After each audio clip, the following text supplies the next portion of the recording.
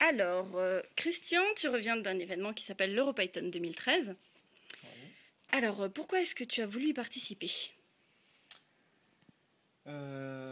Pour m'enrichir, pour améliorer mes compétences en Python, découvrir de nouvelles technologies, voilà. D'accord. Et qu'est-ce que tu as découvert sur place?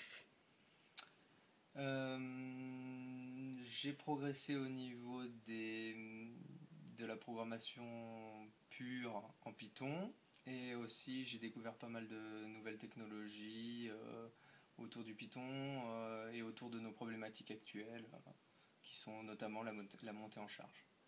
D'accord, donc la montée en charge, côté abscisse, ça se traduirait comment en fait? Bah, c'est l'augmentation du nombre d'appels à gérer, à distribuer, à router, l'augmentation du nombre de requêtes sur notre serveur agenda, voilà. À tous les niveaux, on commence à grossir, D'accord. donc il faut gérer de plus en plus de charges. Et il y avait des mises en pratique sur place ou c'était que des conférences? Alors il y avait deux types, il y avait des conférences et des ateliers. Les ateliers étaient sur une demi-journée et donc chacun pouvait reproduire les exercices, tester ses compétences, progresser directement. Et les conférences étaient plus théoriques.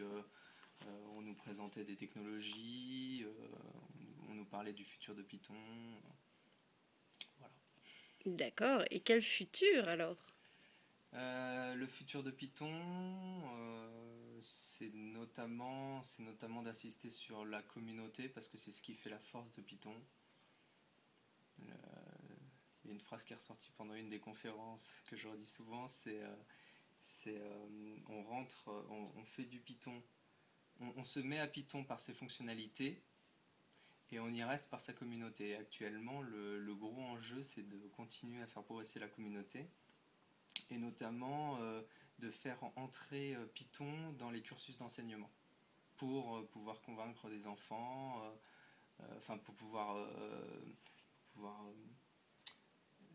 faire en sorte que Python soit représenté au niveau des cursus d'enseignement parce qu'actuellement c'est plutôt le Java, plutôt d'autres langages de programmation. Mhm. Et la grosse différence entre ces langages-là et puis Python en fait? De manière c'est simplifiée. très. Alors la principale différence, le Python, c'est un langage qui permet de prototyper rapidement, qui permet d'avoir des résultats, qui est... Comment expliquer? C'est assez dur comme question à froid, mais On va faire les plus et les moins de Python et puis les plus et les moins de Java par exemple. pas facile. Pas facile. Java a un typage fort, Python a un typage un peu plus souple. Donc ça permet d'avoir un code beaucoup plus condensé. Un code en Python est déjà de base, je crois, fait 3 cinquièmes d'un code en Java. Il est beaucoup plus lisible. Il y a beaucoup de choses qui sont plus lisibles. Le Python, c'est multiparadigme, c'est intéressant parce qu'on peut avoir une approche fonctionnelle, impérative, récursive, objet. On a plein de possibilités. On a une librairie très très étoffée dans tous les domaines. On le voit avec notre application métier qui s'appuie sur des librairies graphiques, des librairies de bases de données, librairies de téléphonie. Donc c'est très riche à ce niveau-là. C'est dû à la communauté. Ça. Puis voilà quoi. C'est pas simple comme question, mais voilà. Vite D'accord. fait les différences D'accord, d'accord. Donc tu te d'approche. reposes sur la communauté en fait pour construire l'outil, pour le renouveler, pour Mm. avoir du contenu, etc. Ouais. Et puis aussi en cas de problème, j'imagine, quand tu... Oui, dans le cadre voilà. de tes Oui, missions. oui, oui, tout à fait. Il y a des sites qui sont très connus comme Stack Overflow ou des Google Groups, pour ceux qui connaissent, qui permettent de questionner quasi directement l'auteur de la librairie. Donc moi, c'était mon cas, par exemple, sur la librairie SQL Alchemy qui nous permet d'abstraire la base de données. J'ai discuté directement avec Michael Bayer, qui est celui qui a fait la librairie. et qui reste disponible pour les gens qui l'utilisent. C'est très intéressant parce que ça permet d'aller vite.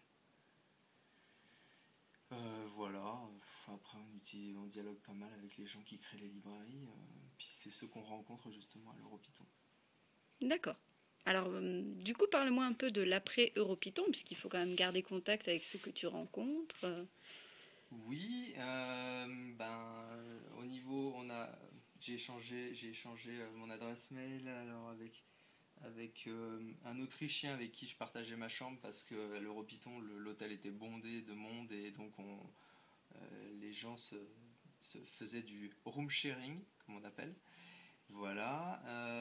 Sinon, il y avait une communauté française, il y avait quelques Français, je les ai découverts à la fin de la semaine parce que c'est vrai qu'ils n'étaient pas nombreux, mais voilà, des étudiants, des gens qui veulent se reconvertir, des autodidactes. Il y avait vraiment. Et ce qui est intéressant en Python, c'est que le Python touche tous les métiers. Et donc, on rencontre vraiment des gens d'origine très variée. Par exemple, moi, j'ai rencontré quelqu'un qui enseignait en Python en Autriche. J'ai rencontré quelqu'un qui utilisait le Python pour ses projets freelance de graphisme. Il y avait Pixar qui utilise Python. Il y avait un Français qui faisait dans la dynamique des fluides. Donc, lui, c'était purement du Python scientifique. Gestion de gros fichiers de 500 mégas à traiter pour obtenir des résultats, des contraintes, des forces sur telle ou telle turbine, enfin des choses de ce genre. Donc c'est vraiment intéressant pour ça, c'est que Python a démarré en étant un langage de programmation un peu de niche et aujourd'hui se retrouve dans la communauté scientifique, avec la NASA qui l'utilise, dans les entreprises comme Google, et donc voilà. D'accord, d'accord. Ben merci. De rien.